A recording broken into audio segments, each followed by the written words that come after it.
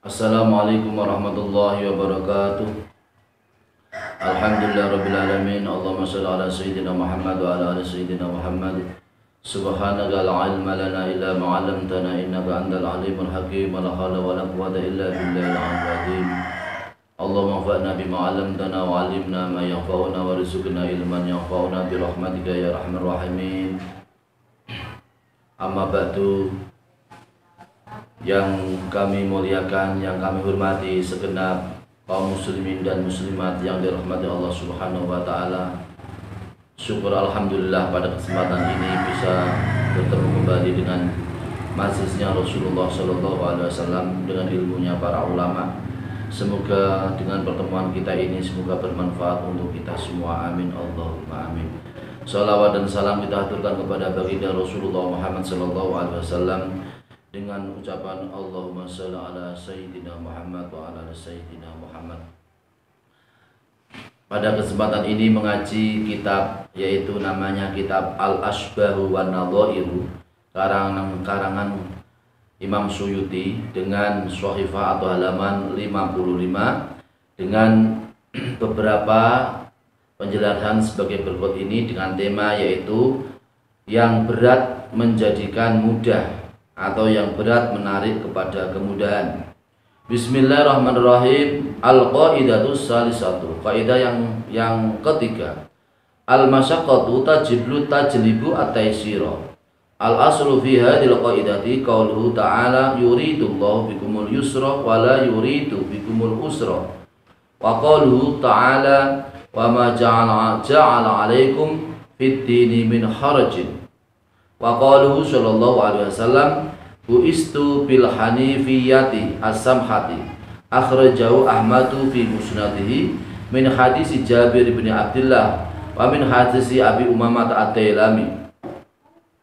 Artinya adalah kaidah ulama yaitu berupa kaidah usul fikih atau dasar fikih yang berupa kaidah al-masyaqqatu tajlibut taysira, yaitu yang berat, sesuatu yang berat itu akan menarik kepada kemudahan. Dasar pada kaidah ini yaitu kaidah al-masyaqqatu tajlibut taysira adalah firman Allah Subhanahu wa taala, a'udzubillahi minasyaitonir rajim, bismillahirrahmanirrahim, yuridullahu bikumul yusra wa la yuridu bikumul usra atau usra. Allah Subhanahu wa taala menghendaki kepada kamu semua kemudahan dan Allah Subhanahu wa taala tidak menghendaki kepada kesulitan. Dan firman Allah Subhanahu wa taala yaitu yang terjemahnya adalah dan Allah Subhanahu wa taala tidak menjadikan kepada atas kamu semua di dalam agama yaitu sebuah kesempitan. Dan firman dan yaitu sabda Rasulullah Shallallahu alaihi wasallam yang berupa sabdanya Rasulullah yang berupa saya diutus oleh Allah Subhanahu wa taala menjadi rasul dengan agama yang mudah dan murah atau toleran. Dengan saya diutus oleh Allah Subhanahu wa taala dengan agama yang mudah atau gampang atau mudah dan agama yang murah atau toleran. Hadis ini dikeluarkan oleh Imam Ahmad di dalam kitab Musnadnya Imam Ahmad yang sumbernya dari hadis Jabir bin Abdullah dan sumbernya dari hadis Abi Umamah dan Imam Tailami. Wa fi musnadil Firdausi min hadis Aisyah radhiyallahu anha wa akhraja Ahmad fi musnadihi wa Tabarani wal Bazzar wa ghairuhuma an Ibnu Abbas qala qila ya Rasulullah ayul adyan ahabbu ila Allah ta'ala ila Allah qala al hanifiyatu as-samhatu. Artinya adalah sebagai berikut ini. Kemudian yaitu dan di dalam kitab musnadnya Imam Firdaus yang sumbernya dari Imam Firdaus yang sumbernya dari hadis Aisyah radhiyallahu anha dan dikeluarkan oleh Imam Ahmad di dalam kitab musnadnya Imam Ahmad dan Imam Tabarani dan Imam Bazzar, dan selain Imam Tabarani dan Imam Bazzar yang sumbernya dari Ibnu Abbas. Ibnu Abbas berkata diucapkan kepada Rasulullah Shallallahu alaihi wasallam, "Hai Rasulullah, agama apa yang paling dicintai oleh Allah Subhanahu wa taala?" Rasulullah menjawab, agama yang paling dicintai oleh Allah Subhanahu wa taala adalah agama yang mudah atau gampang dan agama yang toleran atau murah. Dan juga dikeluarkan wa akhrajahu al-Bazzaru min wajhin akhara biradi ayul islami, dan juga dikeluarkan hal tersebut, hadis tersebut dikeluarkan oleh Imam Ibnu Bazzar dari wajah atau arah yang lain dengan lafal yaitu ayul islami, bukan ayul adyani tapi ayul islami. Yang hadis yang dikeluarkan Imam Bazzar adalah ayul islami, bukan ayul adyani. Tetapi hadis yang dikeluarkan Imam Firdaus yang sumbernya dari Aisyah dikeluarkan oleh Imam Ahmad dan Imam Tabari dan Imam Bazzar adalah ayul adyani. Tetapi hadis yang dikeluarkan oleh Imam Bazzar adalah ayul islami. Jadi ayul islami ahabbu ilallah, apa agama Islam yang paling dicintai oleh Allah Subhanahu wa taala itu apa ya Rasulullah? Rasulullah menjawab, yaitu agama Islam adalah agama yang gampang atau yang mudah, dan agama Islam adalah agama yang murah atau toleran. Wa rawat Tabarani fil Awsati min hadisi Abi Hurairah ahabbud dini ila al-hanifiyatu as-samhatu. Kemudian hadis yang diriwayatkan oleh Imam Tabarani di dalam kitab Awsat yang sumbernya dari hadis Abi Hurairah, bahwasanya agama yang paling dicintai oleh Allah Subhanahu wa taala kepada Allah, agama yang paling dicintai oleh Allah Subhanahu wa taala yaitu agama Islam adalah agama yang hanif atau agama yang lurus, agama yang mudah atau gampang, dan agama yang murah atau toleran. Wa rawa asy-Syaikhani wa ghairuhuma min hadisi Abi Hurairah radhiyallahu anhu wa ghairuhu innama buistum muyassarina walam tub'asu muassarina. Artinya adalah hadis yang diriwayatkan oleh Imam Syaikhani dan imam yang lain yang sumbernya dari Abu Hurairah dan sumbernya dari selain Abu Hurairah. Ada hadis Rasulullah SAW yang berupa, sungguh kamu semua hanyalah diutus dengan agama yang gampang atau agama yang mudah, dan kamu semua tidak diutus dengan agama yang sulit. Wa hadisu yassiru wa la tu'assiru, dan juga hadis yang berupa yassiru wa la tu'assiru, permudahlah kamu semua dan jangan kamu persulit kamu semua. Wa rawa Ahmad min hadisi Abi Hurairah marfu'an inna dinallahi yusrun salasan inna dinallahi yusrun inna dinallahi yusrun. Dan hadis yang diriwayatkan oleh Imam Ahmad yang sumbernya dari Abu Hurairah dengan hadis marfu, bahwasanya agama Allah, sesungguhnya agama Allah adalah mudah, sesungguhnya agama Allah adalah mudah, sesungguhnya agama Allah adalah mudah. Wa ruwiya aidan min hadisil a'rabi bi sanadin sahihin khairu dinikum aisaruhu.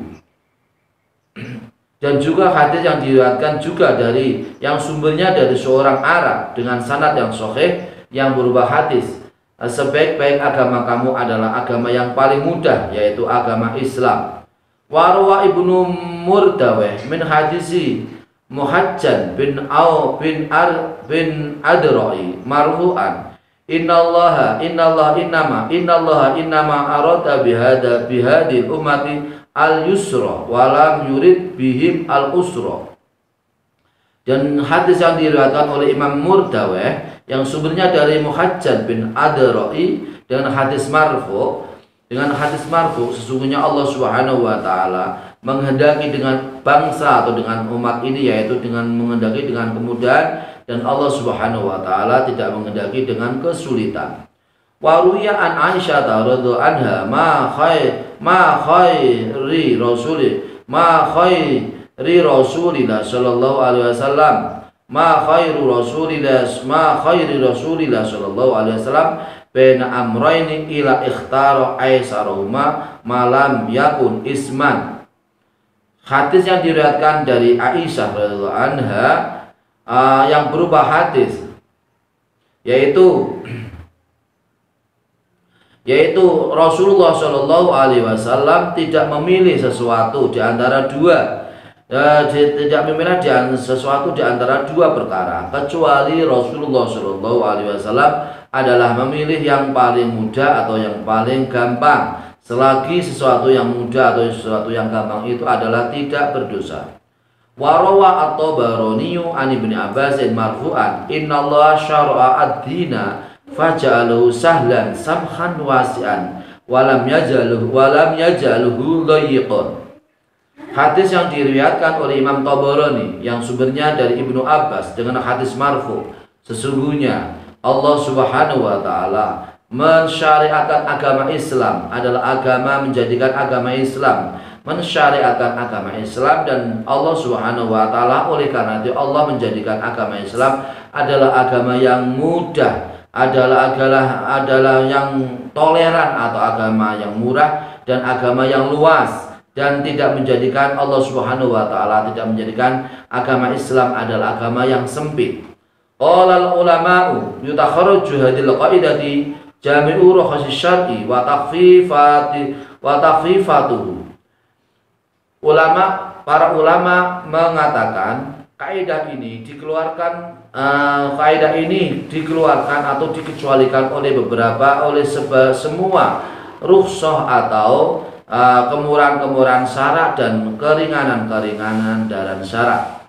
Wa'lam anna asbab takhfifi fil ibadati wa ghairihima sab'atun al-awwalu as-safaru qala an-Nawawi wa rukhasu samaniyatun minha ma yahtasu bitawili qat'an wa huwa al-qasru wal fitru wal masru aksara min yaumin wa lailatin. Ketahuilah bahwasanya sebab-sebab takhfif atau keringanan dalam agama Islam, di dalam keringanan dalam ibadah, dan selain takhfif dan dalam ibadah itu ada tujuh. Ada tujuh. Yang pertama adalah keringanan karena yaitu safar atau bepergian jauh. Imam Nawawi mengatakan kemurahan dalam safar atau bepergian jauh itu ada 8. Di antaranya adalah sesuatu yang menjadi kemurahan dalam agama Islam yang khusus hanya kemurahannya itu karena adalah lama atau bepergian lama. Bepergian lama, ketika kita bepergian lama, maka di situ pasti ada keringan, yaitu bisa mengqashar atau memendekkan sholat, yaitu 4 rakaat menjadi 2 rakaat. Umpama kita melaksanakan safar atau bepergian jauh, di situ kita diberi keringanan dalam agama Islam, yaitu qashar, yaitu mengqashar sholat isya menjadi 2 rakaat atau sholat yaitu sholat duhur menjadi 2 rakaat atau sholat asar menjadi 2 rakaat. Jadi qashar ini tidak berlaku untuk sholat maghrib dan sholat subuh. Sholat qashar atau meringkas sholat ketika kita bepergian jauh atau safar hanya berlaku untuk sholat duhur, sholat asar, sholat isya, yaitu sholat yang jumlahnya 4 rakaat. Kemudian juga al-fitru, muka atau kita semua ketika puasa Ramadan bepergian jauh, maka kita diperbolehkan untuk tidak berpuasa atau muka. Dalam bahasa Jawa namanya muka atau tidak berpuasa atau membatalkan puasanya karena dalam keadaan bepergian jauh atau musafir. Terus kemudian melanjutkan menurut ulama melanjutkan puasa di saat Ramadan, saat kita bepergian jauh itu kita tetap berpuasa lebih utama atau kita membatalkan puasa lebih utama? Jawabnya adalah tergantung kepada keadaan. Kalau memang kita semua itu adalah dalam keadaan mampu, tidak berat, maka lanjutkan untuk puasa Ramadan di saat bepergian jauh. Di saat kita semua itu sangat berat, di saat bepergian jauh puasa Ramadan, maka lebih baik yaitu kita batalkan puasanya karena dalam keadaan masyaqat atau dalam keadaan berat melaksanakan puasa Ramadan. Kemudian juga yang lain seperti wal mashu aksara min yaumin wa lailatin, yaitu ketika ngusap muza itu lebih banyak dari sehari dan semalam. Jadi kalau dalam keadaan safar atau bepergian jauh mengusap muza itu boleh lebih dari 1 hari dan 1 malam. Wa minha, sebagian dari keringanan agama Islam adalah ma la yahtasu bihi qat'an wa huwa tarkul jam'i wa aklul maitati, yaitu sesuatu yang tidak khusus karena bepergian jauh, pasti karena bepergian jauh, yaitu meninggalkan jamak sholat dan memakan bangkai. Jadi kalau di saat kita bepergian jauh, maka di saat kita bepergian jauh, maka di saat bepergian kita itu adalah bepergian yang panjang atau yang lama atau yang jauh sekali, maka maka menjamak itu lebih utama daripada tidak menjamak.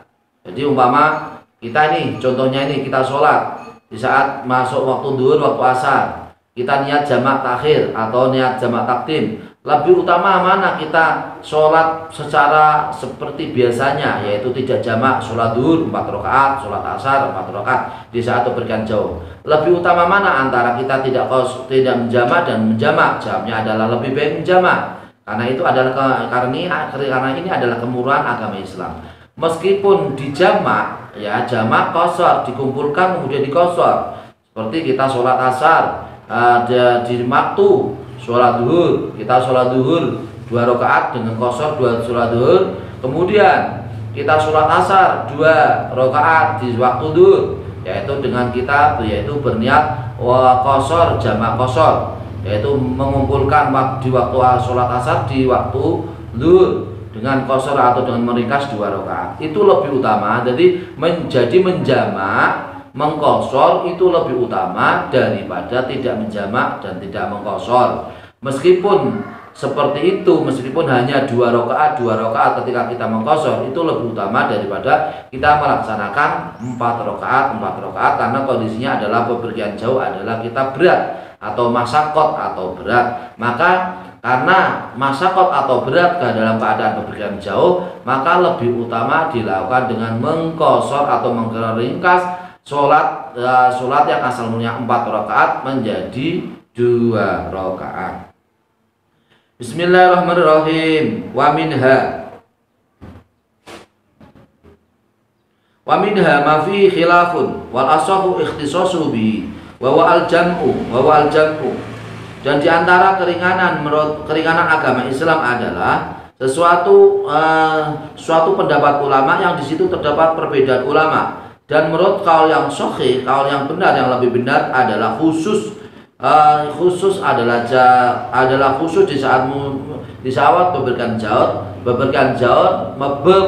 jauh adalah khusus atau spesial, adalah kita diperbolehkan untuk jamak atau untuk mengumpulkan 2 waktu sholat dalam 1 waktu sholat, seperti kita mengumpulkan sholat duhur di sholat asar atau sebaliknya. Kalau sholat duhur dilaksanakan sholat duhur, waktu sholat asar dilaksanakan sholat duhur, namanya jamak takdim. Kalau sholat duhur dilaksanakan di waktu sholat asar, namanya jamak takhir. Kemudian begitu juga sholat maghrib dan sholat isya. Sholat maghrib kita laksanakan di saat kita bepergian jauh, kita laksanakan di waktu sholat isya, tapi harus kita niati. Kalau kita tidak niati, maka kita tidak boleh. Umpama kita bepergian jauh, kita tidak ada niat untuk dijamak, yaitu jamak sholat maghrib, kita niati dijamak di sholat waktu isya, maka itu tidak diperbolehkan. Yang penting adalah niatnya, yaitu kita berniat menjamak, yaitu sholat maghrib kita kumpulkan di saat sholat isya. Jadi kalau begitu, maka sholat maghribnya tetap 3 rakaat, tidak boleh kemudian sholat maghrib 3 rakaat dikosor atau diringkas menjadi 2 rakaat, tidak boleh. Kemudian yang sholat isya itu berarti kita lakukan, yaitu dengan qasar, yaitu 4 rakaat menjadi 2 rakaat. Niatnya adalah seperti berikut, ini contohnya. Usolli, ini sholat maghrib nih, kita jamak di waktu isya. Usolli fardhul maghribi salasa rakaatin mustaqbilal kiblati jam'a takhirin makmuman lillahi ta'ala. Kalau kita berjamaah dengan makmum, kalau tidak berjamaah berarti tidak usah dikasih makmuman. Kemudian yang sholat isya kita qashar, bagaimana niatnya? Sholat isya kita qashar menjadi 2 rakaat, bagaimana niatnya? Niatnya adalah sebagai berikut ini. Usolli fardhol isya'i rak'ataini qasron makmuman lillahi ta'ala. Kalau sebagai makmum, kalau imaman ya imaman lillahi ta'ala. Begitu juga seterusnya sholat duhur. Sholat duhur kita jamak. Bagaimana niatnya? Sholat duhur kita jamak. Ya, umpama sholat kita jamak, yaitu sholat duhur kita niatkan dilaksanakan di sholat asar. Bagaimana niatnya? Bisa kita jamak, bisa kita qashar, dua-duanya bisa. Jadi kalau dua-duanya menjadi begini, usolli niatnya menjadi begini. Usolli fardhol dhuhri rak'ataini qasron makmuman lillahi ta'ala. Begitu juga sholat asarnya. Sholat asar kita qashar menjadi 4 menjadi 2. Usolli fardhol asri rak'ataini qasron makmuman lillahi ta'ala. Jika berjamaah makmuman, kalau sendirian tidak dikasih makmuman. Saya berniat, tadi niatnya sholat maghrib ya. Saya berniat sholat maghrib 3 rakaat jamak takhir makmum karena Allah Subhanahu wa taala. Kemudian yaitu qashar isya. Saya berniat sholat, yaitu sholat isya 2 rakaat. Saya berniat sholat isya 2 rakaat qashar makmum karena Allah Subhanahu wa ta'ala. Itu adalah keringanan dalam agama Islam. 4 menjadi 2. Tapi sholat subuh gak boleh diringankan menjadi 1. Sholat subuh diringankan menjadi 1 gak boleh. Kemudian sholat maghrib 3 diringankan menjadi 2 juga gak boleh. Itu hanya khusus sholat yang jumlahnya 4 rakaat, yaitu sholat duhur, sholat asar, sholat isya, itu boleh diqashar menjadi 2. Yang sholat maghrib tidak boleh diqashar menjadi 2, sholat subuh tidak boleh diqashar menjadi 1. Demikian untuk keringanan-keringanan dalam agama Islam. Kita lanjutkan untuk ngaji berikutnya. Semoga bermanfaat. Wallahul muwaffiq ila aqwamit thoriq. Wassalamualaikum warahmatullahi wabarakatuh.